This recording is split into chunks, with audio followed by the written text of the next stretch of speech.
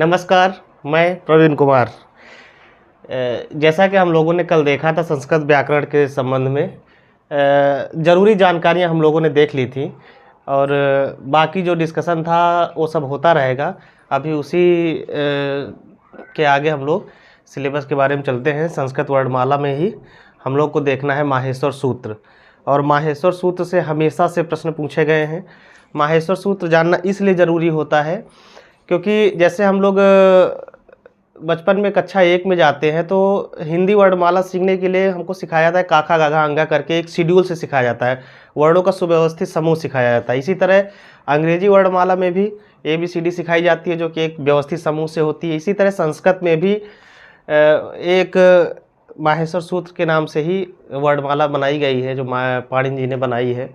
ठीक है, तो उसको सीखना बहुत ज़रूरी होता है क्योंकि जैसे वर्णों का सुव्यवस्थित समूह नहीं रहेगा तो उससे कोई भी भाषा नहीं चलेगी। अगर वर्णों का सुव्यवस्थित समूह नहीं है तो कोई भाषा आराम से नहीं सीखी जा सकती है। इसलिए माहेश्वर सूत्र कैसे आया, कैसे नहीं आया, क्या हुआ, उसको कैसे बनाया गया, उसके बारे में पूरी चर्चा करेंगे। ठीक है, देखते हैं। संस्कृत वर्णमाला, संस्कृत वर्णमाला में हम लोग देखेंगे माहेश्वर सूत्र। माहेश्वर सूत्र जल्दी याद नहीं होते हैं, लेकिन आज ऐसी ट्रिक बताएंगे जो सबको बहुत ही आसान तरीके से याद हो जाएगा और जीवन भर कभी भूलेगा ही नहीं। ठीक है, और वो बहुत ज़रूरी है। आज तक हम लोग याद भी करते हैं, भूल जाते हैं, फिर याद करते हैं, फिर भूल जाते हैं। ठीक है, अब आगे से ऐसा कुछ नहीं होने वाला है। ठीक, यहीं पे याद कर लेंगे और बहुत अच्छे तरीके से याद करेंगे। ठीक, पहले तो एक सूत्र है जो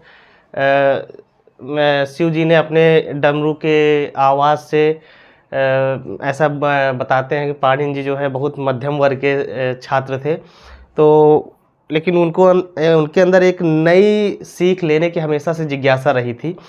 तो उनके गुरु ने बताया कि आप ऐसा करिए, शिव जी की आराधना करिए। तो वो कुछ ऋषियों के साथ चले गए हिमालय पे और जाके अपना तपस्या करने लगे। तो कहा जाता है सनक आदि ऋषि जो थे उनके साथ में अपना तपस्या कर रहे थे, और जब शिव जी एकदम से खुश हुए तपस्या से तो प्रसन्न होकर नृत्य करने लगे।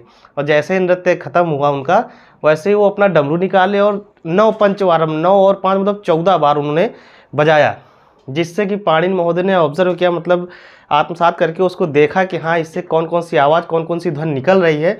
तो उसके आधार पर ही माहेश्वर सूत्र की रचना की गई है। जैसे एक उदाहरण ही ले लेते हैं हम लोग। जैसे कोई भी घर पे ऐसा कुछ गिरता है, कुछ भी होता है, तो लोग क्या कहते हैं, अरे वो तो फटाक से गिर गया, खट से गिरा, कैसे क्या गिरा। तो वो कोई आवाज़ नहीं देता है कि एक सेम वैसे ही आवाज़ देता हो, लेकिन हम लोग एक समझने की कोशिश करते हैं, बताने का तात्पर्य रहता है उनका कि हाँ इस तरह से आवाज़ हुई है। उसी तरह डमरू की आवाज़ में भी उन्होंने कुछ शब्द अपना ऑब्जर्व किया, उसी से माहेश्वर सूत्रों की गणना कर दी। ठीक है, तो इसके संबंध में एक सूत्र है, पहले तो उसको देख लेते हैं क्या है, बाकी चर्चा होती रहेगी। नृत्तावसाने नटराज राजो, नटराज राजो, नृत्तावसाने नटराज राजो, नानाद ढक्काम 9 पंचवारम। ठीक है, ये एक लाइन हो गई। नृत्तावसाने नटराज राजो, नानाद ढक्काम 9 पंचवारम, उद्धर्तु कामः, उद्धर्तु कामः सनकादि सिद्धान्, सनकादि सिद्धान् एतद्विमर्शे, एतद्विमर्शे शिवसूत्र जालम।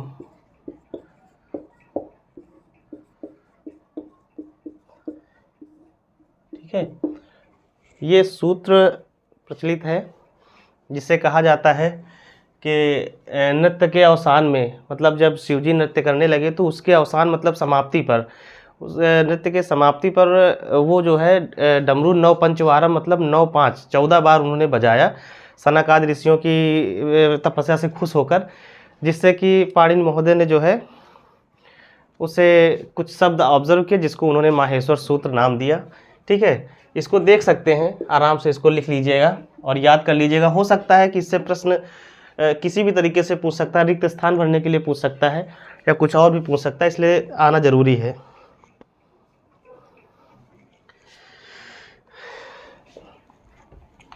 और संस्कृत भाषा वैसे भी बहुत प्यारी भाषा है, अगर थोड़ा सा समय हम लोग देंगे तो बहुत आसानी से बहुत अच्छे तरीके से सीखेंगे। एक बार सीख गए तो आराम से इसको किसी को बता भी सकते हैं। ठीक, अब आते हैं हम लोग माहेश्वर सूत्र पे। माहेश्वर सूत्र पे, अब इसको माहेश्वर सूत्र कैसे नाम पड़ा, क्या है, तो जैसे कि नाम से ही पता है, महा प्लस ईश्वर संधि करेंगे तो महा प्लस ईश्वर आएगा, मतलब अर्थात शिव जी, तो इसकी वजह से माहेश्वर सूत्र कहा जाता है। इसको अन्य नाम भी हम लोग लिख सकते हैं, अन्य नाम जैसे इनको शिव सूत्र भी कहा जाता है। ठीक, ये वर्णमाला है संस्कृत की, इसलिए इसको वर्ण समाम्नाय सूत्र भी कहा जाता है, वर्ण समाम्नाय सूत्र। ठीक, ये 14 हैं, इनकी संख्या 14 है, इसलिए इनको चतुर्दश सूत्र भी कहा जाता है, चतुर्दश सूत्र भी कहा जाता है। ठीक, वर्ण समाम्नाय हो ही गया, इस तरह से आदि नामों से इसको जाना जाता है। ठीक, ये देख लेंगे। ठीक, इसको नोट कर लीजिए, बहुत ज़रूरी है कि नाम जानना बहुत आवश्यक होता है, क्योंकि किसी भी नाम से कभी भी कुछ भी पूछा जा सकता है, और नाम हमें पता होने चाहिए क्या क्या नाम दिया गया है।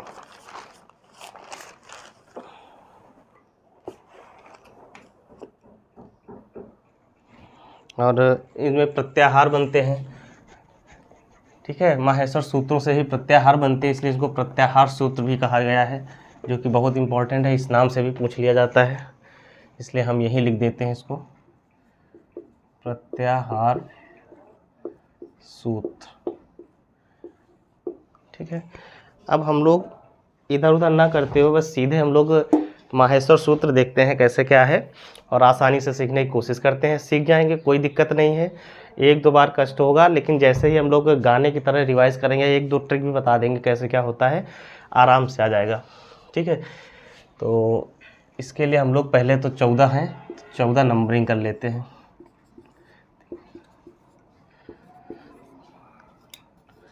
6 7 8 9 10, ठीक है, 11 आएगा, 12 13 और इधर 14। पहले देख लेते हैं, उसके बाद हम लोग इनको अलग अलग तरीके से विभक्त करेंगे, जिससे कि याद करने में आसानी होगी। ठीक है, पहले तो हम देख लेते हैं क्या होता है।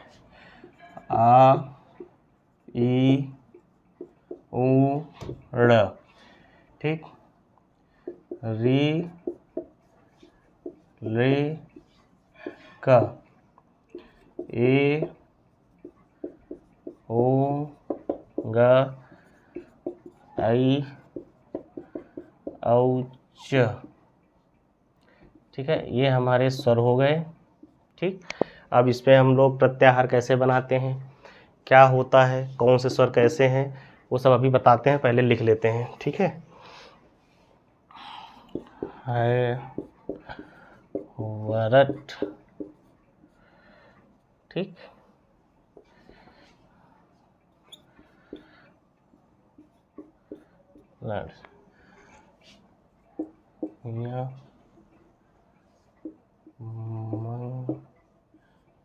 मंगणम,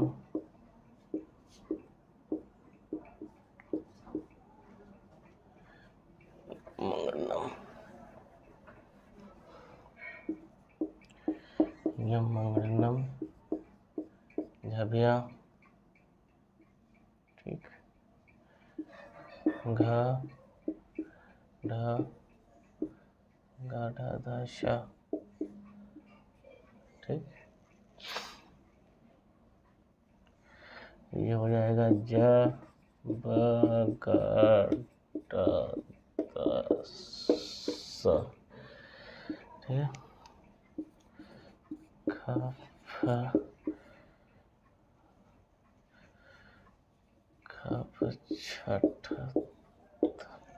खप छठत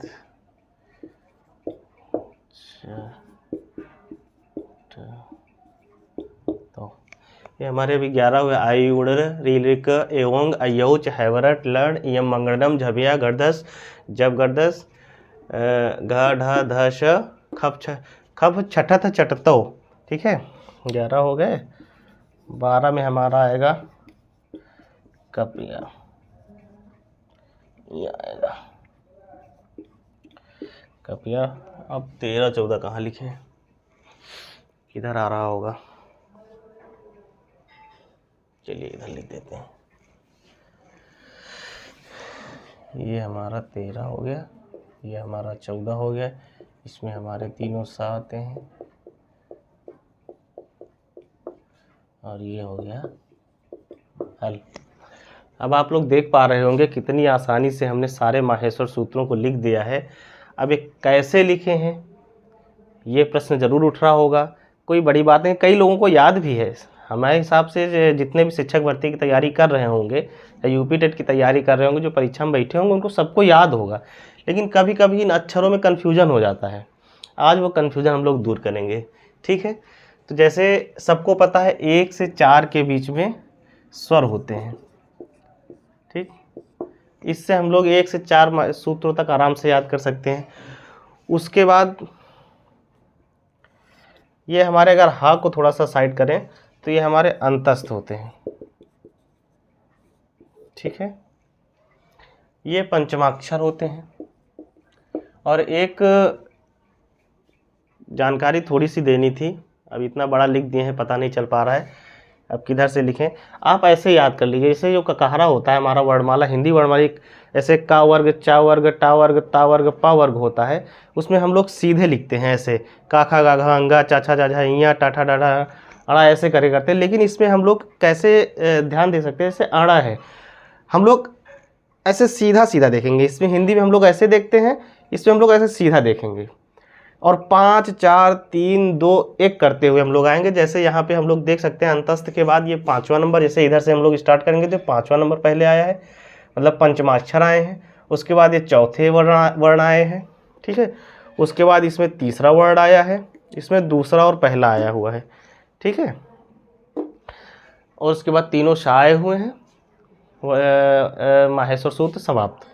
ठीक है, आराम से देख सकते हैं, कोई बड़ी बात नहीं है। अब जहाँ तक थोड़ी सी ट्रिक की बात है, हम लोग 2 चीज़ बीच में पकड़ेंगे, सिर्फ 2 चीज़ पकड़ेंगे, स्वर और ये हैवरट। ये हैवरट से स्टार्ट करना है। और इधर अगर हम 10 नंबर देखें, 10 नंबर पकड़ेंगे तो 10 नंबर में हमको ये 10 देखने को मिल रहा है। बीच में हम लोग 10 पकड़ लेंगे, तो अगर हम नंबरिंग पहले करेंगे तो 10 कर लेंगे, लास्ट के 2 तो याद ही रहेंगे सबको। 13 और 14 में क्या आता है, स्वर हो गए। ठीक है, और ये यम मंगड़म 7वें में जैसे 1 से 4 तक याद हो गया। एक चीज़ और ध्यान देना, जैसे हिंदी में क्या होता है, हिंदी में होता है जैसे अ आ इ ई उ ऊ ए ऐ ओ औ होता है, मतलब कहने का मतलब ये है कि ए ऐ ओ औ होता है। संस्कृत में क्या होता है, ए के बाद ऐ नहीं आता है, ए के बाद ओ किया जाता है और उधर ऐ औ किया जाता है। ये संस्कृत का एक विशेष बात है। इसी तरह देखिए यहाँ पे है ए ओ आया है और ऐ औ आया हुआ है। ठीक है, ये चीज़ ध्यान रखेंगे, जिससे नहीं पता लगा यहाँ से ए के बाद ऐ कर दिए और यहाँ से ओ और औ कर दिया, तो प्रत्याहार अगर बनाना पड़ा तो गड़बड़ हो जाएगा बीच में। ठीक है, ये गलती नहीं करेंगे। अभी एक ट्रिक बताने की कोशिश करेंगे, अगर सबको समझ में आता है तो ठीक है। अब हम लोग अभी बताए थे कि संस्कृत में हम लोगों को जो स्वर होते हैं, स्वरों को क्या कहा जाता है, अच कहा जाता है। अब ये अच इसी प्रत्याहार की वजह से कहा जाता है। जैसे ये लास्ट वाला चा है, इसको हम लोग कहते हैं इत संज्ञक वर्ण। क्या कहते हैं, इत संज्ञक वर्ण। ये जितने अंतिम वर्ण होते हैं ये सब इत संज्ञक वर्ण होते हैं 14, और इनको काउंट नहीं किया जाता है। इन प्रत्याहारों माहेश्वर सूत्रों में इनकी गणना नहीं की जाती। क्यों नहीं की जाती? क्योंकि इनमें हलंत लगा होता है, और हलंत लगने की वजह से इसमें इत संज्ञा होकर इसका लोप हो जाता है। लोप का मतलब इनको फिर नहीं गिना जाता है। प्रश्न कई बार पूछा गया है कि किस वजह से नहीं गिना जाता है, तो हम लोग वहाँ ये लगाएंगे, इत संज्ञक वर्ण होने की वजह से इसका तस्य लोप सूत्र से इसका लोप हो जाता है। तस्य लोप सूत्र से इन वर्णों का लोप हो जाता है। और कभी कभी प्रश्न पूछा इत संज्ञक वर्णों की संख्या कितनी होती है, तो 14 होती है। इनको हम अभी एक प्रश्न कराएंगे उसी टाइम लिखा देंगे। फिलहाल हम लोग आते हैं आगे कैसे याद करना है, ठीक है। उसके लिए हम लोग फिर से लिखते हैं और उसी सूत्र के अनुसार ही लिखने की कोशिश करते हैं, ठीक है, जो हम बताने की कोशिश कर रहे हैं। इतना तो सबको आता ही होगा, नहीं आता है तो ठीक है, एक सूत्र मतलब बताने की कोशिश करते हैं कि कैसे याद करते हैं। देखो पहले 1 से 4 तक हम लोगों को स्वर देखने को मिलेगा, ठीक है। उसके बाद 5वें और 6वें हमको अंतस्थ वर्ण देखने को मिलेंगे। 5वां 6वां हो गया, उसके बाद आएगा 7वां, 7वें में पंचम अक्षर आएंगे, 8वें 9वें में चौथे अक्षर आएंगे, ठीक। 10वें में जब गर्दश है तो 10 से हमको 10 पकड़ लेना है, इसे जब गर्दश कह देंगे, ठीक। 2-3 बार अगर याद करोगे तो आराम से फ्लो पकड़ लोगे, ठीक। उसके बाद 11 आएगा, 11 में खप छठत चत्तो आ जाएगा। उसको कैसे करना है वो ये 2-3 बार पढ़ेंगे तो आ जाएगा। फिलहाल एक बार फिर लिखने की कोशिश करते हैं, ठीक है। छोटा छोटा आ ई उड़ री रेख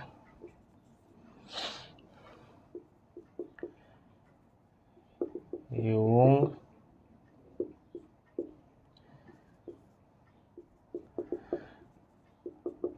आई औच, कहाँ गलत हो गया, 4 है ये। 5वें में हमको देखना है वरत,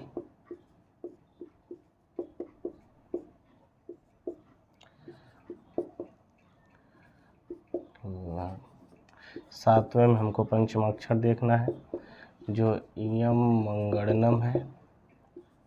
मंगड़नम जैसे बोल रहे हैं ऐसे बोलते रहेंगे जिससे कि पढ़ने में दिक्कत नहीं होगी, ठीक है। हलंत हर जगह लगा देंगे क्योंकि इसका लोप करना है। झ है या 9 आ जाएगा, घ ढ ध स। 10वें में हम लोग जब गर्दश देखेंगे, जब ग 10, हमको ये 10 पकड़ लेना है, ठीक है। अब 11 में आएगा ख फ छ ठ कप छठत चटत तो।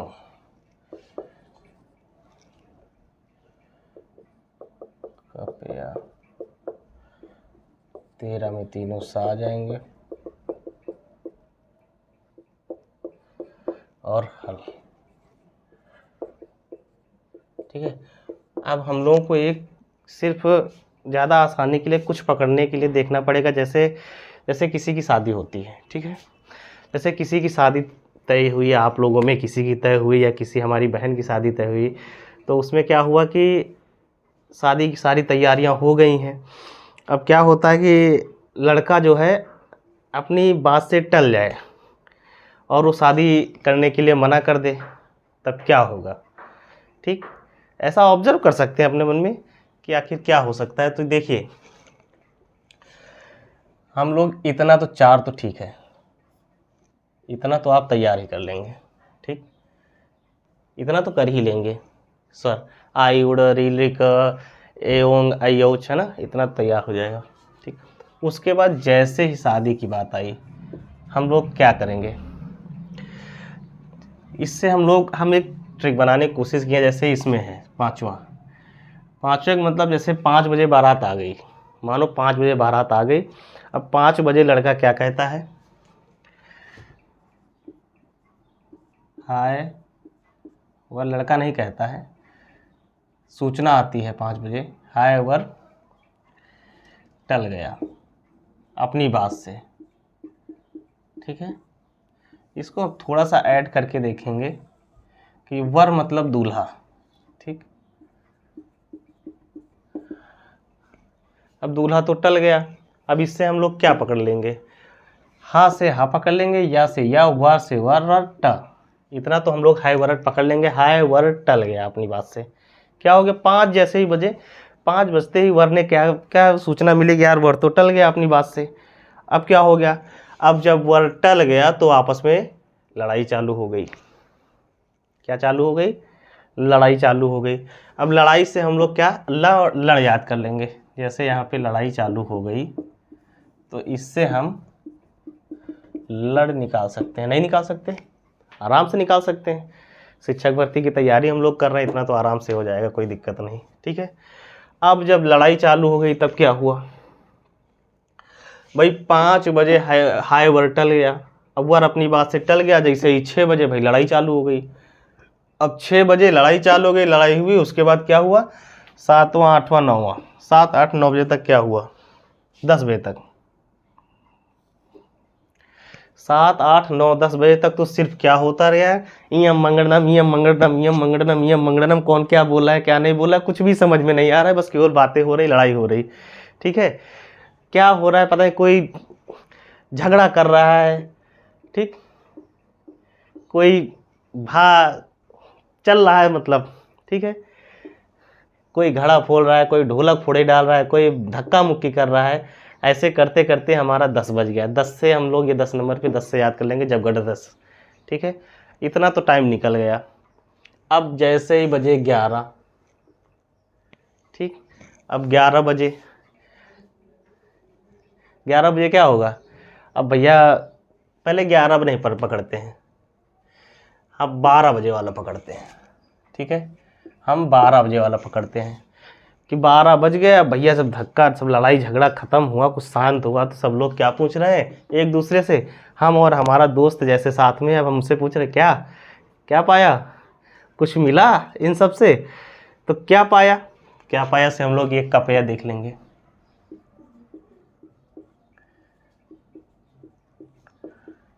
क्या पाया से हम का प या देख लेंगे। ठीक, क्योंकि जैसे ही समय बीता 12 बजे भाई खा पी के सब लोग इधर किसी को खाना मिला नहीं मिला, क्या हुआ क्या नहीं हुआ। अब भाई 12 बजे पूछना हुआ कि भैया क्या पाया। अब दोस्त क्या बता रहा है कि यार 11 बजे थे, अब क्या बताएं यार क्या हुआ क्या नहीं हुआ।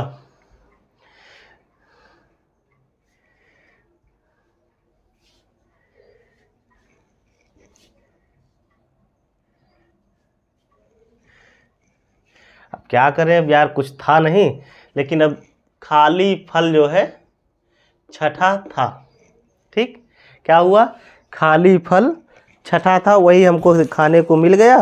अब क्या बताएं यार, कुछ समझ में नहीं आ रहा है। जो फल खाए वो भी छठा हुआ था, छठा फुटा इधर उधर पड़ा था, वही खा लिए और कैसे तैसे बस चल गया।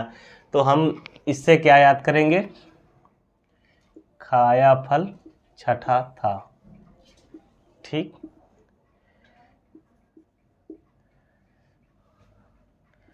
खाया फल जो छठा था। ठीक, खाया फल जो छठा था। अब बताओ यार, फल वल थे इधर उधर पड़े हुए थे, उसमें से हमने इधर उधर करके खाने की कोशिश करी, कैसे कैसे भी करके थोड़ा बहुत पेट में आ गया। इतना बवाल मचा हुआ था, लड़ाई झगड़ा था, क्या करें, वरने मना ही कर दिया। इतना लड़ाई झगड़ा सब चल रहा था 6 बजे से 7 8 9 बजे 10 बजे तक तो यही चल रहा था। 11 बजे थोड़ी फुर्सत मिली तो वही जो खाया फल वो जो है छठे हुए थे, छठा था। तो खाया फल से हम ये खाया खा निकाल लेंगे, फा से फल निकाल लेंगे, छ ठ था। ठीक है, हमारे ये 5 शब्द 11 बजे वाले निकल गए। अब फ्रेंड तो था जो बता दिया। अब एक भाई साहब आए यार, कह रहे यार क्या करें, आपको तो फल भी मिल गए, अब जो चाट टिक्की बन रही थी, अब यार उसी में जो थोड़ा बहुत तवे में बचा था बस वही चाट लिए हम, क्या करें, कुछ नहीं मिला। तो तो हम क्या करेंगे, चाटा तवा। अगला फ्रेंड आता है बताता है यार क्या करें, कुछ मिला नहीं, जो तवा था उसी को चाट लिए हैं। ठीक है, मस्ती से देखिएगा, बहुत अच्छे से समझ में आएगा। इससे अच्छा तरीका कुछ नहीं हो सकता, कम फ्रेंडली तरीके से देख रहे हैं। ठीक है, हंसते हुए देखिएगा, एक दो बार पढ़िएगा। ये इसलिए है कि जैसे ये हमारा 11 नंबर है, 12 नंबर आराम से हो जाएगा। ये इधर बीच बीच के जहाँ पे हम लोगों को कन्फ्यूजन होता है कि स्वर के बाद हम क्या करेंगे, किसी किसी को क्या होता है आयुड रीलिक एवं अयोज कर देता है, उसके बाद पता ही नहीं चलता कि हम स्टार्ट कहाँ से करें। हैवराट आता है, जबरदस्त आता है, खप छटा चट्टो आता है, क्या आता है पता ही नहीं चलता है। बस इसलिए ये जहाँ पे भी एक सीरियल आएगा हम लोग तुरंत पकड़ लेंगे, कभी कभी बहुत बहुत ज़्यादा फायदा करेगा। अब देखिएगा, तो इससे हम क्या देखेंगे, चट्टों से चाटा तवा। ठीक है, चाटा तवा से हमको चा मिल जाएगा, टा मिल जाएगा, ता मिल जाएगा, वा मिल जाएगा, चारों शब्द हमको मिल गए। क्या, जो दो फ्रेंड आए 12 बजे, हमने पूछा क्या पाया, तो बताया 11 बजे वाले फ्रेंड ने बताया कि एक ने खाया फल, छठा था और दूसरा क्या आके क्या बोलता है, हमने तवा चाट लिया, चाटा तवा। ठीक, अब जैसे उसने गरम गरम तवा चाट लिया, अब बताओ क्या होगा भाई हैं। अब उस टाइम तो चाट लिया, अब यार जैसे ही 1 बजा या कुछ भी हो उसको, मतलब उसी टाइम ऐसे ही देख सकते हैं, उसी टाइम उसको इतना तेज, जैसे ही मिर्ची या कुछ भी तेज रहेगा, तवा ऐसे जीभ लगा के आप चाट लेंगे तो क्या होगा, बहुत तेज से निकलेगा ना। तो ऐसे ही हम लोग इससे याद कर लेंगे कि बहुत तेज से सा निकला, और तीनों सा याद कर लेंगे, और शादी ब्याह में जो भी था सब कुछ हल हो गया। हमारा ये माहेश्वर सूत्र 14 यहाँ तक हम लोग पहुँच गए। ठीक, जितना भी प्रॉब्लम थी वो सब हल हो गई, कैसे भी करके शादी वाला फंक्शन निपट गया, हल हो गई समस्या कुल मिला के। ठीक है, अब ये तो हो गया एक शॉर्ट तरीका। अगर आप लिखना चाहें तो लिख लीजिए।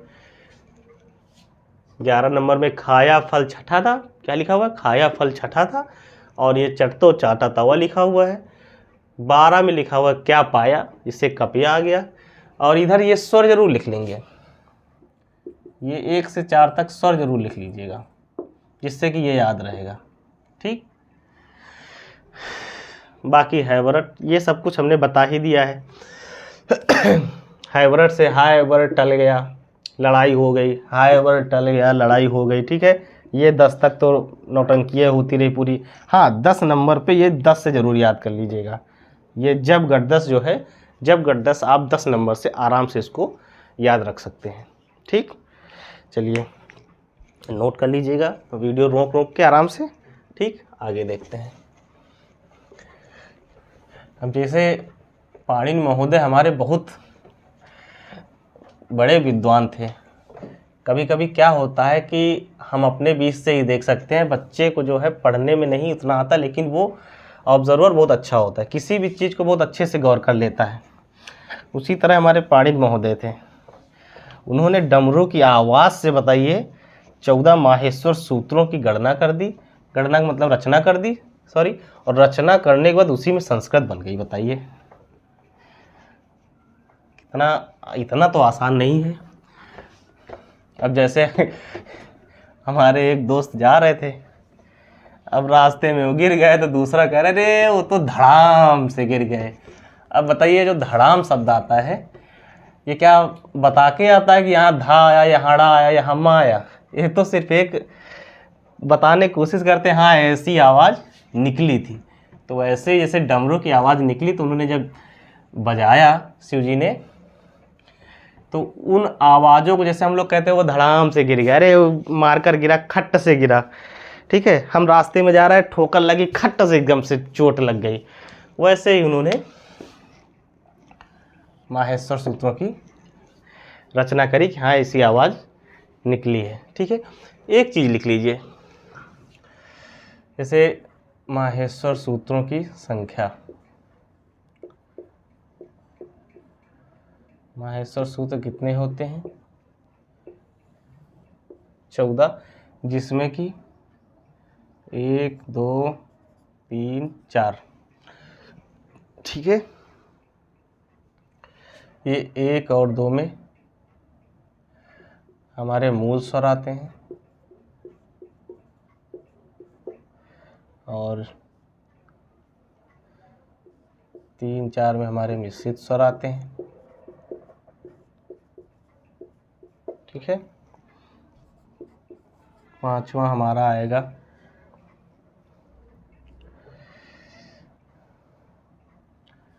अंतस्थ, ठीक है। 5वां 6वां दोनों ले लो।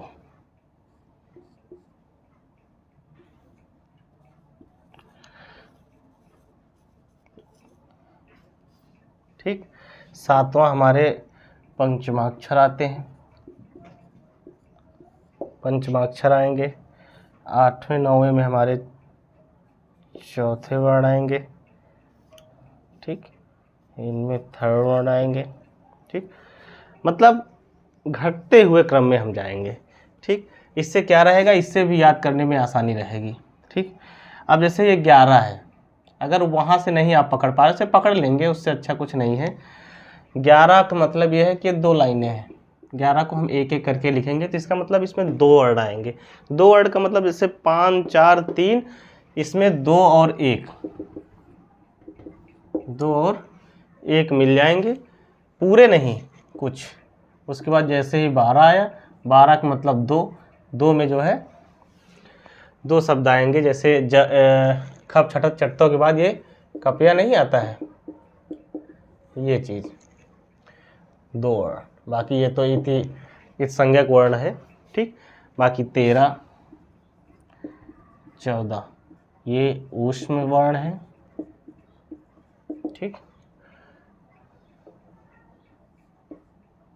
ठीक। और जैसे हम लोग देखते हैं, यहाँ से हमारे कितने स्पर्शी व्यंजन आ रहे हैं।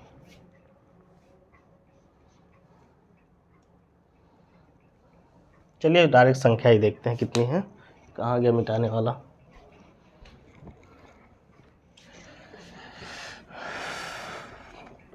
संस्कृत वर्णमाला में स्वरों की संख्या 9 मानी गई है। कहीं कहीं पे 13 14 पता नहीं कितने कितने रहते हैं, 13 रहते हैं।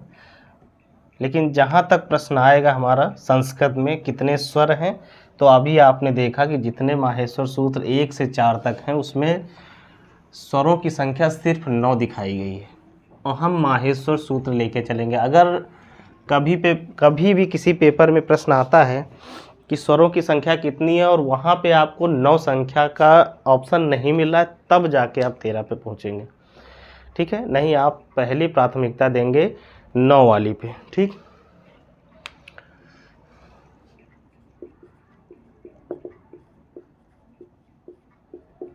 इसलिए स्वरों की संख्या 9 और व्यंजनों की संख्या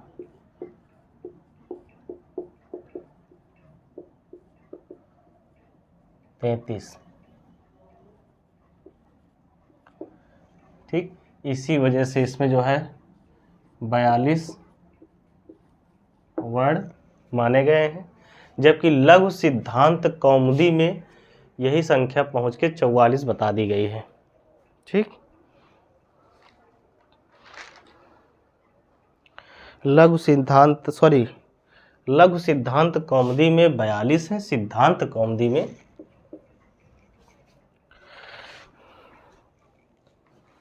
लघु सिद्धांत कौमुदी में 42 बताए गए हैं, ठीक। लघु सिद्धांत कौमुदी में 42 वर्ण बताए गए हैं, ठीक। जिनको लिखा है वरदराज आचार्य जी ने, वरदराज आचार्य जी ने लिखा हुआ है। और हमारे पाणिनि महोदय ने अष्टाध्यायी की रचना करी। अष्टाध्यायी की रचना की गई, जिसके नाम से ही स्पष्ट है 8 अध्याय। जिनके नाम से ही स्पष्ट है 8 अध्याय, इसलिए इनके अध्याय की संख्या 8 है। और इनके प्रत्येक अध्याय में 4-4 पाद हैं, जिसकी वजह से अष्टाध्यायी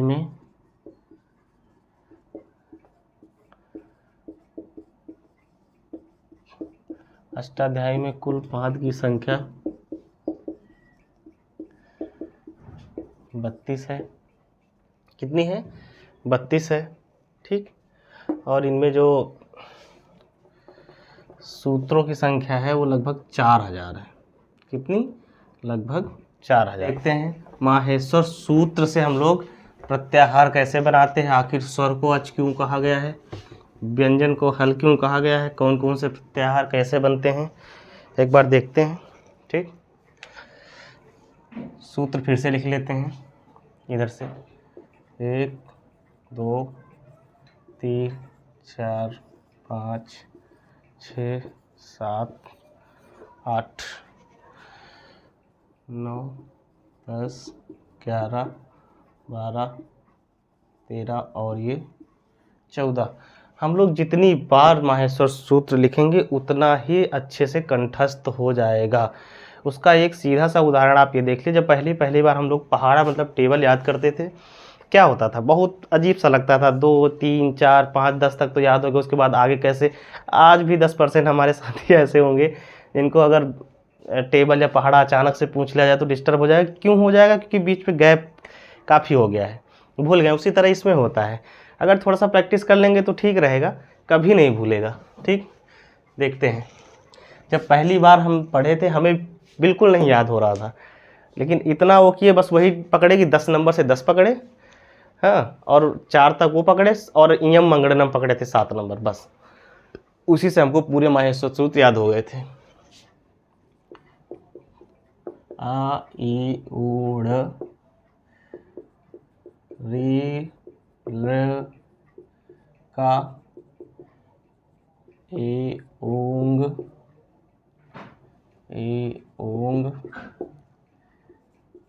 आई औच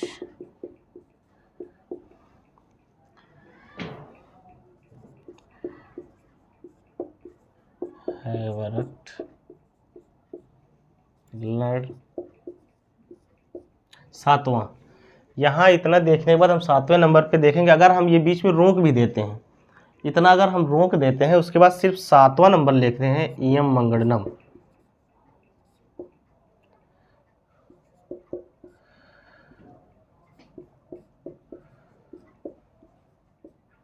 ठीक, अगर इसको भी हम करेंगे तो बीच में बहुत अच्छा प्रभाव पड़ेगा कि जितने वर्ड छूटेंगे हम उसी से मैनेज कर सकते हैं आराम से। लेकिन जब बीच में कहीं छूटेगा तब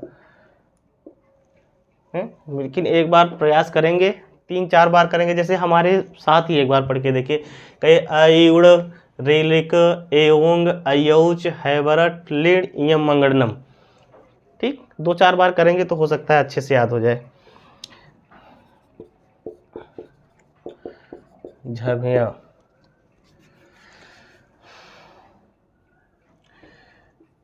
घ ढ ध श। अब 10 आ गया।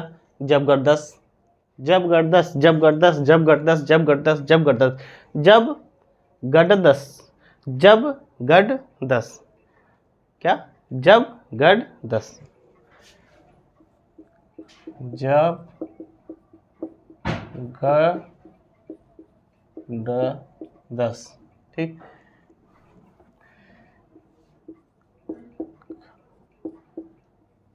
खप छठत च तो। ये लाइन हम ऐसे याद किए थे। ये चटतो हम एक चिड़िया से रिलेट कर लिए थे। जैसे चिड़िया नहीं होती, चट चट चट चट चटत चटत चटत ऐसे बोला करते हैं, संस्कृत में कभी कभी शब्द आता है, तो यहाँ से रिलेट कर लिए थे। चटतो कर लिए, उसको पहले याद किया, तो फिर ये खफ छठत, खफ लिखे उसके बाद छठत, पहले खफ याद किए और छठत, खफ छठत और चटतो आगे हम याद ही कर लिए थे। ठीक, चटतो को आप चिड़िया से रिलेट कर सकते थे, किसी और से रिलेट कर सकते थे। कोशिश करेंगे तो लाइन में कुछ नहीं, आराम से हो जाएगा। कप्रया तीनों सा,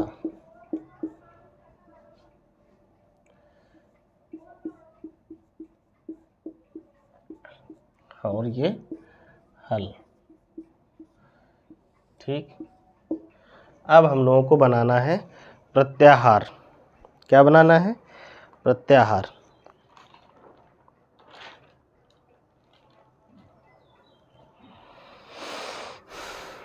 प्रत्याहार की संख्या पाणिनि ने 44 बताई है। ठीक, और हम लोग हर प्रत्याहार को ऐसे कैसे याद कर सकते हैं बताइए? अगर ये सूत्र हमको, ये माहेश्वर सूत्र पता होंगे, कैसे हमको प्रत्याहार बनाना है वो पता होगा। ठीक, अब हम बताने जा रहे हैं कैसे प्रत्याहार बनता है। जैसे ये हमारे अंतिम वर्ण है, इनको जैसे पता है कि इनको काउंट नहीं करते हैं। क्यों नहीं करते हैं? क्योंकि इनका इत संज्ञक से, इसका जो है तस्य लोपः सूत्र से, ये जितने इत संज्ञक वर्ड होते हैं इनका लोप हो जाता है। कौन सा सूत्र होता है? तस्य लोपः से। ये प्रश्न कई बार पूछा है कि किस सूत्र से इनका लोप होता है, तो तस्य लोपः। ठीक, ये जितने भी इत संज्ञक, और इनको पूछा भी जाता है ये कौन से वर्ण होते हैं, तो क्या लगाएंगे? ये इत संज्ञक वर्ण होते हैं। कौन से वर्ण होते हैं? इत संज्ञक वर्ण होते हैं। इनकी गणना क्यों नहीं करते हैं? क्योंकि संस्कृत में एक सूत्र है तस्य लोपः, जिसकी वजह से इनका लोप हो जाता है। ठीक, अब क्या करते हैं प्रत्याहार बनाने के लिए? जैसे कोई भी प्रत्याहार हम लिए तो उसके लिए हमारा ये इत संज्ञक वर्ण होना बहुत जरूरी है। लास्ट में जो प्रत्याहार बनाए उसके अंतिम वर्ण, जैसे ये अंतिम है तो उसमें अंतिम वर्ण एक इत संज्ञक वर्ण होना चाहिए। उसके पहले हम कोई आदि वर्ण, आदि वर्ण से मतलब ये है इनको इत संज्ञक बोलते हैं, और बाकी ये जितने गिने जाते हैं इनको आदि वर्ण कहा जाता है। ठीक, क्या कहा जाता है? आदि वर्ण। ठीक, आदि वर्ण कहा जाता है। कभी पूछ ले क्या कहा जाता है, या ऑप्शन में रहे तो इनको आदि वर्ण कहा जाता है। ठीक, तो एक आदि वर्ण आगे रहेगा और इत संज्ञक वर्ण पीछे रहेगा। और कैसे होगा? जैसे हमने किसी ने पूछ लिया कि अच प्रत्याहार। ठीक, अच नहीं लेते हैं, सबसे पहले हम अड़ लेते हैं, क्योंकि सबसे पहला जो बनता है प्रत्याहार वो हमारा अड़ प्रत्याहार होता है। ये प्रश्न भी पूछा जाता है कि सबसे पहला प्रत्याहार कौन सा बनता है, तो ये प्रथम प्रत्याहार जो बनता है वो अड़ बनता है। अब इस चीज़ में गणना करने के लिए हमको सबसे बड़ी चीज़ ये होती है कि सबसे पहले हम पीछे से देखेंगे कौन सा वर्ड है, अड़ा है। ठीक, ये हम आड़ा उठाए, इसमें उठाए नहीं, सॉरी इसमें देख लेते हैं आड़ा कहाँ है। इधर से देखेंगे, इधर से देखेंगे आ ई उ ड़, लेकिन ध्यान रहे इत संज्ञक वर्ण होना चाहिए लास्ट वाला। कौन सा? इत संज्ञक। इत संज्ञक वर्ण मिल गया हमको आड़ा। उसके पहले हमारे कौन कौन से शब्द हैं? पीछे आओ। अब देखेंगे ये आ जो है पीछे हमको कहाँ मिलता है, पीछे हमको आ शब्द कहाँ मिल रहा है, वर्ड आ वर्ड कहाँ मिला है? क्योंकि हमको अड़ प्रत्याहार बनाना है। पहले ड़ा देख लिए, ड़ा हमारा इधर आ रहा है। ठीक, ड़ा इधर आ रहा है। उसके बाद पीछे देखेंगे ये जो आ शब्द है, आ वर्ड है, आ वर्ड कहाँ पे आ रहा है। ठीक, तो इससे पीछे आएंगे, इसको छोड़ेंगे, इसको गिना तो जाता नहीं है लेकिन देखेंगे प्रत्याहार बनाते टाइम ई उ आ, ये आ गया। ठीक, इसका मतलब जो हमारा अड़ प्रत्याहार है इसके अंदर हमारे कौन कौन से वर्ण आएंगे?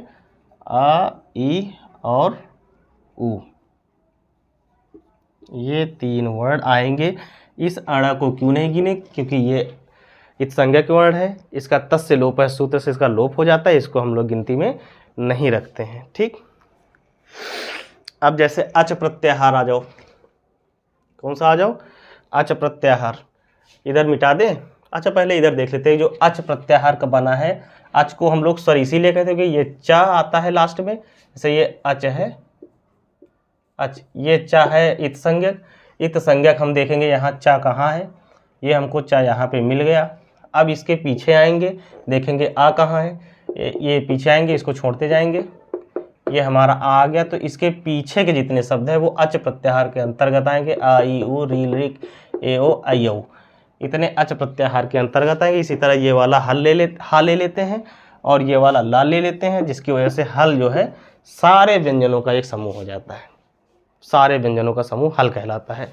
इसीलिए व्यंजन को हल कहते हैं और स्वर को अच कहते हैं। ठीक, अब प्रत्याहार बनाना सीख गए होंगे कैसे बनाना है। जैसे हमको एंग प्रत्याहार बनाना है, एंग, कौन सा, एंग। एंग प्रत्याहार बनाने के लिए पहले हम अंगा देखेंगे, लास्ट वाला कौन से इत संज्ञक वर्ण में आ रहा है देखेंगे, ये हमको अंगा मिल गया। ठीक, क्या मिल गया, अंगा मिल गया।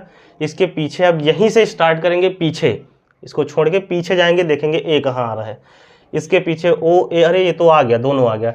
इसका मतलब ये जो ए और ओ आएगा वो एंग प्रत्याहार के अंतर्गत आएगा। ठीक, इसी तरह एच प्रत्याहार हो सकता है, इसी तरह प्रत्याहार बनते हैं। और पाणिनि ने प्रत्याहारों की संख्या 44 बताई है। इसी तरह सबको याद करना कठिन है, इसीलिए इसका नाम इसीलिए बना है संक्षिप्तीकरण, संक्षिप्तीकरण इसीलिए इसको बोलते हैं। और एक चीज़ आप यहीं देख लीजिए, एक प्रश्न पूछा जाता है, इत संज्ञक शब्द में, इत संज्ञक वर्ण में कौन सा वर्ण 2 बार आया है।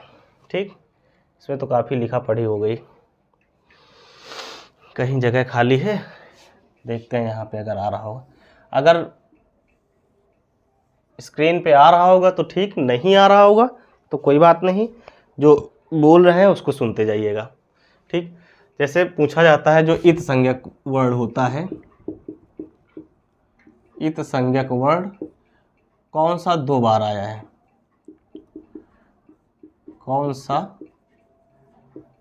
2 बार आया है। ठीक, तो देखो कहाँ पे आया है, एक तो ये अड़ा आया है, ठीक,